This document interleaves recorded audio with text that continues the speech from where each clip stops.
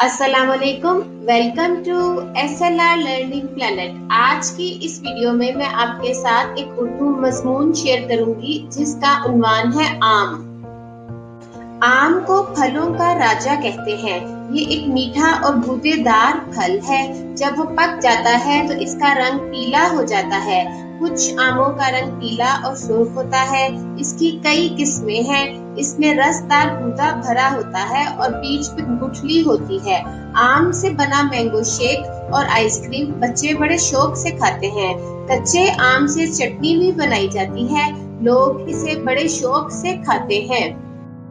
आम को फलों का सरदार माना गया है। ये मौसमी गर्मा का बेहतरीन तोहफा है। ज्यादातर पाकिस्तान और हिंदुस्तान में पैदा होता है। ये बड़ा लजीज और मजेदार फल है। आम मेरा पसंदीदा फल है। इसमें vitamin A, vitamin C, vitamin D काफी मिकदार में पाया जाता है। आमों की 100 से ज्यादा इकसाम पाई जाती हैं। कच्चे आमों का अचार डालते हैं, मुरब्बा और चटनी बनाते हैं। पके हुए आम चूसते हैं। पके हुए आम बहुत मीठे होते हैं। जितने मर्जी खाएं फिर भी जी नहीं भरता। आम खुश जायका और कब्ज कुशा होता है। मैदे और जिस्म को ताकत बख्शता है।